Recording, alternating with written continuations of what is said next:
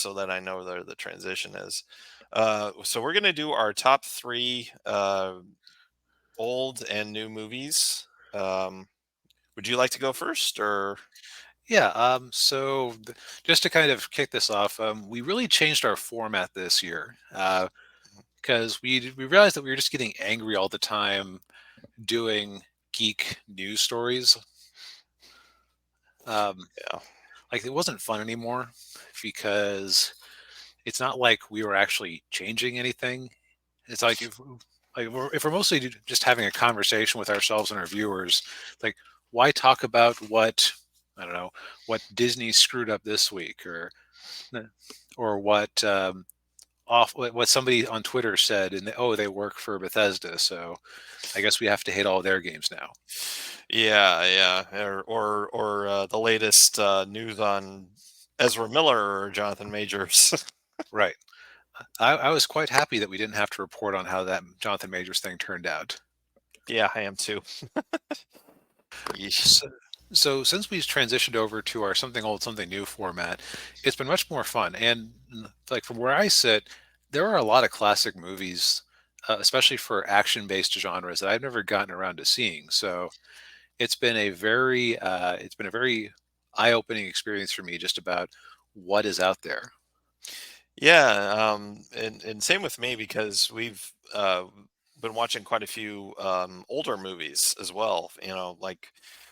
We were watching, especially we had a couple of westerns that we watched Mhm. with the Shootist, which was John Wayne's final movie, and Gunfight at the OK Corral, which Right. yeah, I under different circumstances I probably wouldn't have watched either of those movies. Yep. So just going out there and exposing ourselves to new media has opened my eyes in a few situations. So I Yeah. we were definitely going to keep this format going. And Mhm. judging by the rewatches, some of my top three will be things that the audience doesn't care a bit about because we have somehow managed to attract an audience that does not give a crap about uh, our thoughts on anime, manga, or comics. Which, on the one hand, kind of breaks my heart because those are Yeah. my jam. Yeah, same here. Yeah, but But on the other hand, if you guys like us watching old action movies, we'll go out there and we'll watch old action movies because by and large, we've been having a great time. yes, yeah, we have. Yeah. So let's start with the old. All right. So my top three of the various movies we watched, Mm. and so in order, number three, Death Wish One. Okay. We talked about this in the last review a little bit, but it's a tense, well-paced uh, tale of a man who deals with tragedy in really the wrong way by Yeah. becoming a gun-wielding vigilante. But it does a good job of presenting why why an ordinary-ish man would be driven to that. Yeah. Yeah. It's a nice performance, and the soundtrack really drives the movie a lot. Mhm. So it's just an all-around good experience. There's a what kind of knocked it down was that it's a little bit simple, but also there's an initial scene where the tragedy happens that I'm not going to describe for the YouTube gods. Yeah. Yeah. Uh, that is rough, and if the movie had stuck at that level of roughness the whole time, it would not be on this list at all. Yeah. Uh, Number two is one that Daniel actually just mentioned, the shootist. Yeah. Yeah. Uh, I have seen a smattering of John Wayne movies, so it's not like seeing his last film is like, it didn't make me tear up or anything, but uh, he puts in a good performance. Mhm. You see all, and it's like a rumination on. It is very hard to separate it from the knowledge that he was dying of cancer, and he knew he was dying of cancer at the time. Yeah. Because it is like a reflection on the life of somebody who was famous for being a gunman Mhm. and what kind of legacy you're actually leaving. And it ends on a bittersweet note, but it's actually Is it weird to say that the movie is uplifting in its own way just because of how they handle the ending with Ron Howard's character? I would say that's a good description. Yeah. Yeah. Yeah. You get some performances from some all-time greats like John Wayne himself, who's actually, you know, acting Yeah. instead of strolling in and being the Duke Pilgrim. Yeah. Uh, and Jimmy Stewart as the Doctor was sticks out of my mind. Yeah. Um, e- Even old Opie puts in a really good performance. Yeah. Yeah. He was good. Yeah. And so was Lauren Bacall. Thank you. I could not remember her Yeah. name. That is one thing is that you've seen a lot more movies of non-genre than I have, so you are much better with the actors and actresses' names than I am. So I Yeah. appreciate you there. Yeah. You're welcome. But I think for my old movie, the one I enjoyed watching the most was probably The Wolf of Wall Street. Oh yeah. And it wasn't just because you get to see the entirety of Margot Robbie through the course of it, Yeah. although Yeah. that didn't hurt. Yeah. I had never really understood why people were so bent out of shape for so long about Leo not getting an Oscar. After seeing this movie, I get it. He Yeah. inhabited that character. Uh, he uh, he was able to act like he had lost all control of his body because of bad quaaludes, Oh, and yeah. and it was just so convincing and hilarious. And it, he just owns that movie. Like Yeah. it's Yeah. and yeah, like I have very little bad to say about that movie besides, boy, not one to watch with a squeamish crowd. Yeah. And I would say that maybe that's the benefit of it is I grew up with a squeamish crowd, so uh, going through all these old movies with a non-squeamish co-host Yeah. has been eye-opening. Yeah. Well, that's a good top three there. Yeah. Yep. Let's see where we overlap. Okay. Probably actually nowhere. Okay. So for my old, I had number three, um, which is I know a movie you didn't care for, The Big Okay. Lebowski. Okay. I really like that movie. It's a quirky comedy. It's a film noir, but with the people trying to solve it are total idiots. It's got so many just great one-liners in there, and funny bits that I find myself quoting a lot.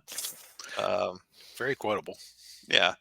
So, but yeah, I really liked the Big Lebowski. My number two is Glenn Ross. Mm, yeah, that was in competition for me too. Yeah, that movie. I mean, I was skeptical about it going in, but watching it, like it's based on a stage play, so it's very dialogue heavy.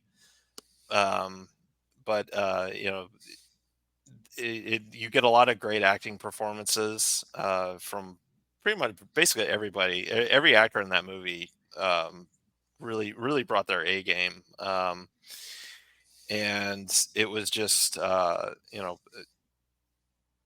good drama that I think a lot of people can relate to, and it was also it just it wasn't a well, to be honest, like pretty much every character in that movie is not very likable.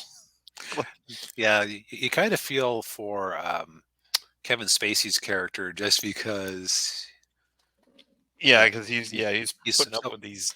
so put upon. Yeah. And you feel a little sympathy for Jack Lemon's character, even though he's a bit of a sleazeball. Yes. But yeah, I thought it was a good that was a good movie. I If I ever get the chance to watch a stage production of it, I may go check that out. Yeah, that'd be interesting to see. Yeah. And I may be. Oh no, that's different. different one. Wrong So my list. number one, Chinatown. Mm. Um, I I I just think that that movie was not only is it a classic, it's probably one of the greatest movies ever made. Um, it had a that great film noir story. Jack Nicholson at the I would say probably near the top of his at the top of his game. Hmm. Um, and yes, this the ending is a little a bit of a downer, but that's just kind of goes with the genre and Yep. the decade it was made in. But I mean, it's that was a. I would also say too, Roman Polanski's best movie. Um, Yep. But back when he produced movies instead of crimes. yes, but yeah, so that's my three favorite old. And I can't disagree with that. I should say it's a good sign that we picked such a nice selection of movies that we can have no overlap whatsoever. And Yeah, it's and like, oh man, why didn't I include Glengarry on mine? Like, yeah. uh, And, AD Rhino, good to see you. No hey man, worries. Yeah, yep. Well, you're just in time for us to go over our top three new movies, and yeah. let's hear. So, Daniel, do you want to continue? Sure, I will continue. Um, so number three on my list, South Park joining the Panderverse. Put a chicken in and make it lame. Yeah, yeah. Yeah,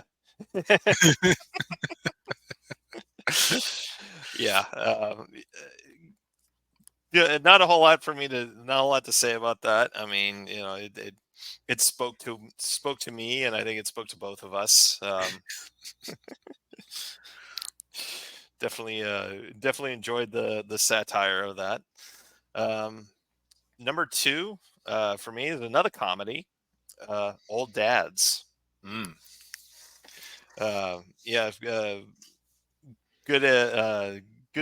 good comedy, good adult comedy with Bill Burr, written, directed, and starring him.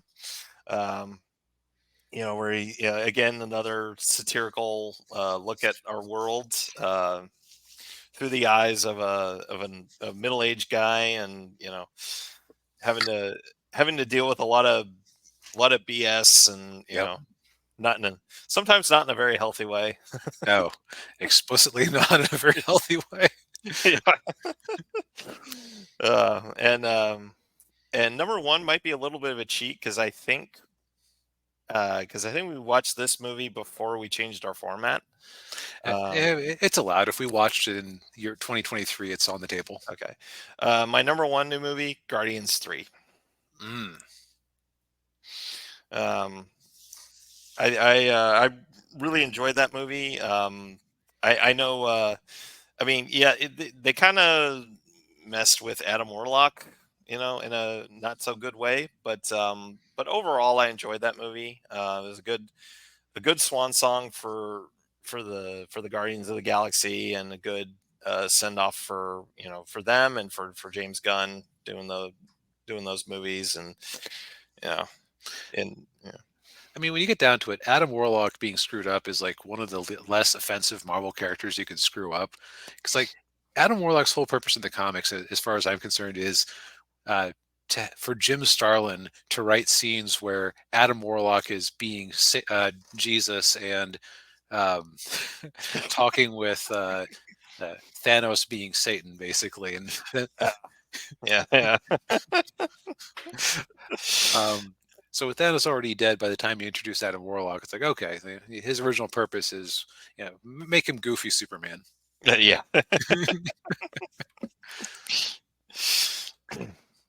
All right.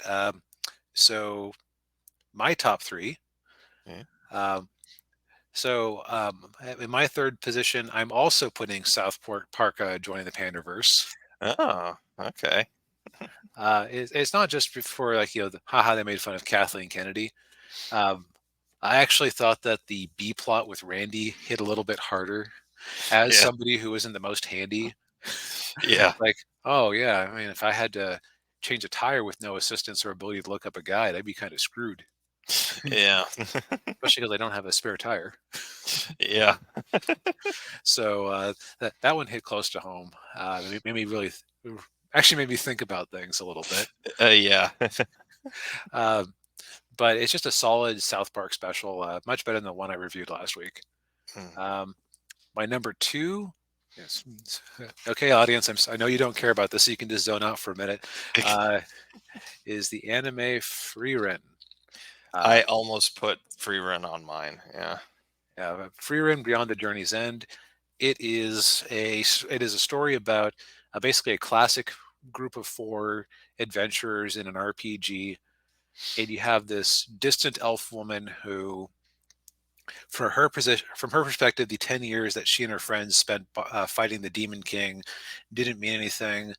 And then she realizes too late after one of her friends died when she went on a 50-year vacation, which for her again was nothing. Yeah. Just like what she meant to them and what they meant to her. So it's about her going out there and getting kind of a do-over party with with her student Farron and her and the student of another friend Stark. Yeah. I've seen about 10 episodes. And I've been reading the manga for a couple of years now, and while it is slow, and I would say that if you're reading the manga, unless it's like a continuous part of the story, it is okay to just pick it up, read a chapter, then stop because a lot of them are one shots. Um, Mm. it's just a very well made series on every level, and I'm even noticing it getting attention from non anime circles, which is always a mark of quality. Oh yeah. Yeah. And then number one, Godzilla minus one. Which I have not seen yet. I mean, the thing with Godzilla minus one is that I've said this a few times, and so if I've said it too many times, I apologize. You know, you have a good kaiju movie when you could remove the kaiju from the movie and there would still be a story. I have ended up seeing a lot of Japanese giant monster media because of my friend group. And most of the time you sit there and you're like, okay, come on. I don't care about this salaryman's family drama or whatever. It's just, can we just get to the giant monster fights? That's what we're here for. Yeah. And you can watch whole cities be leveled and you don't even think about it. Like in Godzilla versus Kong, where you know that as they're smashing their way through that Chinese city, that thousands of people are dying, but you don't even think about it because it's all about the spectacle. Right. Yeah. This movie made Godzilla scary again because it presented us with relatable characters who we cared about. So, I've seen Godzilla pick up a railway car 100 times probably, or a monster pick up a railway car full of people 100 times probably. I've never actually cared about it because they never made me care about who was in the railway car Yeah. until now. Yeah. And they managed to really it takes I was questioning the choice to set this in immediate post-war Japan because it just seemed cruel, but Mhm. that was central to the story and it was very fascinating. It's like a view into a glimpse of history that you don't always see a lot of, Yeah. because all the media and everything focuses on and then we won in 1945 and then what happened. I don't know, we sent them money. Yeah. Yeah. We stationed our troops there, and then we helped them rebuild the country. Yeah, but this is before the rebuilding even had a chance to get going. Yeah. But it was just an all around great movie. I would even recommend it to people who can't stand giant monster movies. Mm. Yeah. I definitely need to see. Yeah. I'm with you, Deemer. I know I got to watch that movie. Yeah. Yep. So, but overall, I think that uh, excellent choices all around. Uh, we have, the benefit of not actually being film threat is we don't have to go see literally every movie that drops in a theater. Yeah. So we can be a little bit more selective. So, Right. Yeah. Sometimes we'll hit a Rebel Moon, but sometimes we'll get a Wolf of Wall Street or a Glengarry Glen Ross. Right. Yeah. Yeah. Yeah. So yeah, good year for watching these Yeah, classic I caught you there. movies. You're almost about to say a good year for movies, and then you had to wait. Oh wait, no, it wasn't. No, it was well. Objectively, it was not a good year for movies, No, it by was not. Yeah. either financially or critically, for the most part. Yeah. Yeah. Well, it was a good year for us reviewing movies and Exactly. and Yep. TV shows. Yeah.